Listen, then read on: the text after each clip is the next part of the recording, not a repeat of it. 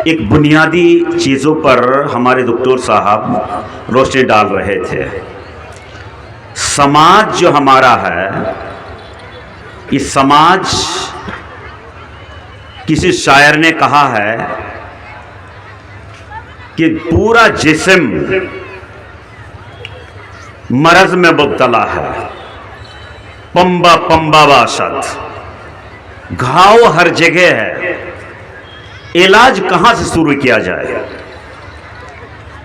जलसे के ताल्लुक से जो आप फरमा रहे थे कि जो हदफ मकसद इस जलसे जुलूस का होना चाहिए और उसकी तासीर जो समाज में जानी चाहिए, ये नापेद है, मतलब बिल्कुल ख़त्म है। क्यों ख़त्म है? इसलिए कि जो मकसद होना चाहिए, वो मकसद में कहीं ना कहीं हम लोगों ने गलती कर रखा है।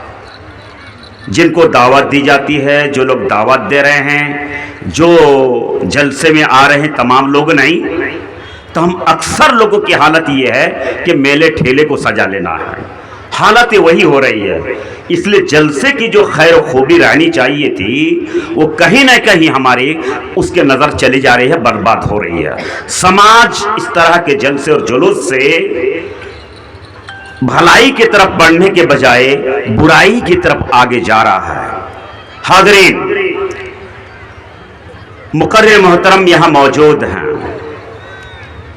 मैं चंद बातें जो आपसे करना चाहता हूं। देखिए, आज समाज का हालत क्या है। बेइतिकादी, बेअमली, बदअमली, नशाखोरी, गर्जी के जितने भी मुआशरे के अंदर बुराई होनी चाहिए, वो तमाम चीजें हमारे अंदर मौजूद है।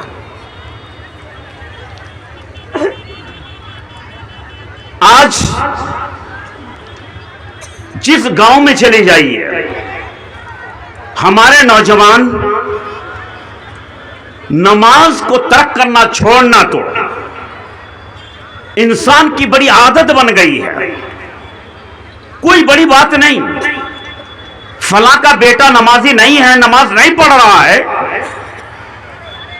अधबूढ़ा होने जा रहे हैं, नमाजी नहीं है, तो सुन के भी बड़ी बात हम लोग नहीं लग रही है। जबकि शिर्क के बाद सबसे बड़ा गुनाह नमाज को छोड़ना है। कोई आपसी मामलात में, गांव मोहल्ला में लड़की और लड़की का मसला हो जाए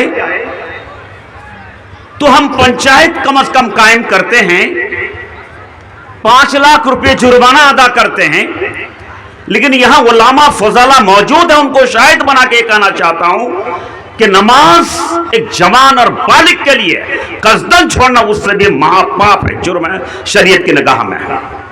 लेकिन हम अपने आप को ऐसा आदी बना लिए हैं, जैसे सपेरा सांप के जहर को हजम कर लेता है, हम भी इस तरह के जुर्म और मुर्तकब को हमने हजम कर रखा है।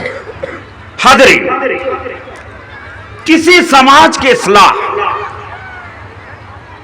उस वक्त तक मुमकिन नहीं है जब तक उस समाज के बुनियादी चीज, ये नौजवान हमारे, जब तक उनका इस्लाह हमारे लिए मद्देनजर ना हो, उनकी इस्लाह की हम फिक्र ना करें।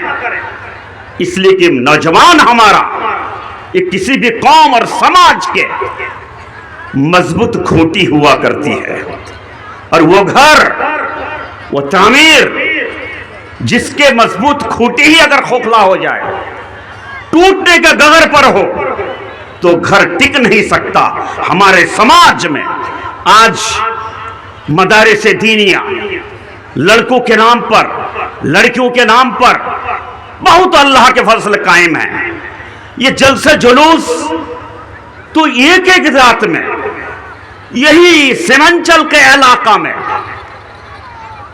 3, 4, 5, 6 एक एक रात में हुआ करती है। और मैं आपको बता दूं कि सिर्फ मेरे पास जिनको जहां मुझे पहुंचना था आज कम से कम 3 है। ये दूसरा नंबर चल रहा है, तीसरा का पता नहीं है।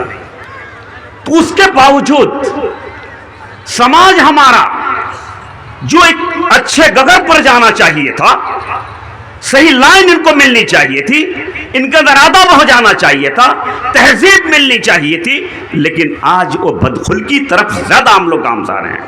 क्यों? इसलिए कि सब कुछ हमने किया, लेकिन अपने नौजवान की तरबियत और परवरिश की तरफ हमारी कोई तवज्जो नहीं रहा। नबी करीम सल्लल्लाहु अलैहि वसल्लम सबसे पहले नौजवानों की तरबियत की बात कहा है। आप सल्लल्लाहु अलैहि वसल्लम ने फरमाया, मुरू अबनाकुम बिस्सलाति वहुम अबनाउ सबअ सनीन।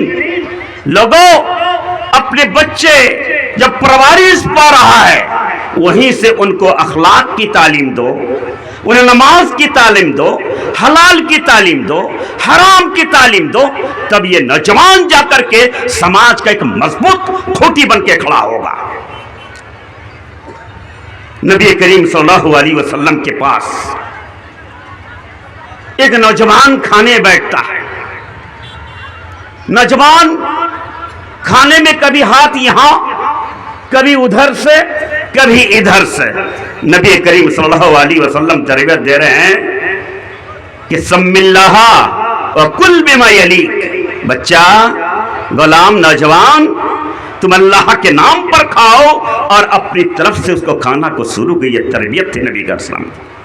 नबी करीम सल्लल्लाहु अलैहि वसल्लम के दरबार में एक नौजवान आते हैं। अल्लाह के नबी, आपके सारे अहकामात, पैगामात, रसालत पर मुझे ईमान है, लेकिन एक चीज की परमिशन आपसे चाहता हूं। कहा, क्या चाहती हो? कहा, अल्लाह के नबी, बस ज़िना की परमिशन चाह रहा हूं, बाकी सब कुछ तो ठीक है। साहबाई किराम सुनकर के कहा, बदतमीज, तुम अल्लाह के नबी से तुम ज़िना की परमिशन लेने आए हो? नबी करीम सल्लल्लाहु अलैहि वसल्लम ने फरमाया, दो, चुप रहो तुम लोग। उनको बुला करके तरबियत दे रहे हैं। अच्छा बताओ नौजवान, तुम्हारे बेटी के साथ, तुम्हारे बहन के साथ, तुम्हारे मां के साथ, तुम्हारे फला रिश्तेदार के साथ अगर गैर ये हरकत करे तुम पसंद करोगे? अल्लाह के नबी, कभी नहीं, ये हो ही नहीं सकता है। कहा, सुनो, ऐसे ही जिसके साथ तुम बदकारी करना चाहते हो वो किसी की बेटी है, वो किसी की माँ है, किसी की खाला है, किसी की बहन है। तुम जिस तरह अपने लिए पसंद नहीं कर रहे हो, मोमिन उस वक्त तक नहीं हो सकते जब तक उस गैर के लिए भी वो पसंद ना करो। ये तरबियत था नबी करीम सल्लल्लाहु अलैहि वसल्लम। किनके लिए? समाज के नौजवानों के लिए। ये नौजवान जब तक नहीं सुधर सकते तब तक हमारा समाज सुधर नहीं सकता है। बड़ा दोस्तों, यही मदारिस जो दीन के नाम पर कायम है, हम अपने बच्चों की तरबियत दिलाएं इसके जरिए से, इनसे मोहब्बत करना सीखे, इनको दिल लगा सके। यही मदारिस बाकी है तो आज इस्लाम के नाम पर, मोमिन के नाम पर एक जिंदगी गुजारने का अदना सा तरीका हमारे पास अभी मौजूद है।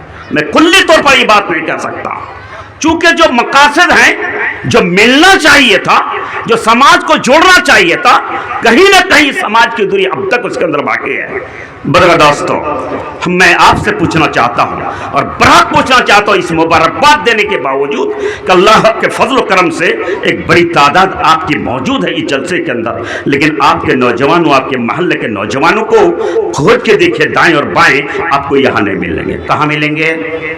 वही मेला और ठेला जो दीन के नाम पर आपने जलसा सजाया है, जहाँ कुरान और हदीस की तालीम के लिए आपने इस मस्जिद को कायम किया है, उसके नाम पर बुला करके वो जवान मर्द और जवान बेटी और बहू आज एक साथ इस रात के अंधेरों में जो टहल रहे हैं, कि इस शरीयत का तकाजा है, यह अदब तहजीब का तकाजा है, इससे हमारे अखलाक बनेंगे, इसके अंदर तरबियत मिलेगी। बदर दोस्तों, कहीं ना कहीं इस पर कंट्रोल रखने की ज़रूरत है। मैं बातें लंबी करना नहीं चाहता हूँ। मैं चूँकि हमारे मोहतरम मुकर्रिर बहुत देर से यहाँ बैठे हुए हैं। मैंने उनसे माजरत करके दो बातें कहने की कोशिश की। मैं इन्हीं चंद गुजारिशात के साथ अपनी बातों को विराम देना चाहता हूँ कि समाज के लिए कुछ सोचिए। आए दिन हमारे अंदर बेनमाजी बढ़ रहे हैं, आए दिन नशाखोरी बढ़ रहे हैं। एक ज़माना था कोई बीड़ी पीता था समाज के अंदर तो उस पर बातें होती थी, ये फला का बेटा बीड़ी पीना सीख लिया है। अब बीड़ी का जमाना तो गया, क्यों? बड़ा फितना जो हमारे अंदर आ गया, शराब नोशी और पता नहीं क्या क्या उसकी सूरतें निकल रही है, वो जबान से मेरे आती भी नहीं। पता नहीं कोई स्मैक होता है ना फस्मैक होता है, क्या भंग होता है। ये सारी चीजें मिलते हैं कहां? उसी समाज के अंदर जो समाज अपने आप को शहबादी के नाम पर गर्व करते हुए वो कहता है हम अहले हदीस हैं। अरे अहले हदीस का मतलब क्या है? यह अहले हदीस का मतलब तुम्हारा बाप का नाम रखा हुआ अहले हदीस नहीं। यह हदीस का मतलब यह है कि जिनका जिंदगी गुजारने का तरीका इस्लाम कुरान और हदीस हो, जो अपने आप को कुरान और हदीस पर चलने वाला इंसान बता रहा है, उनका मनहज है, वो अहले हदीस है। और उस तबका से तुम रखने वाले, ताल्लुक रखने वाले समाज के लोग हो।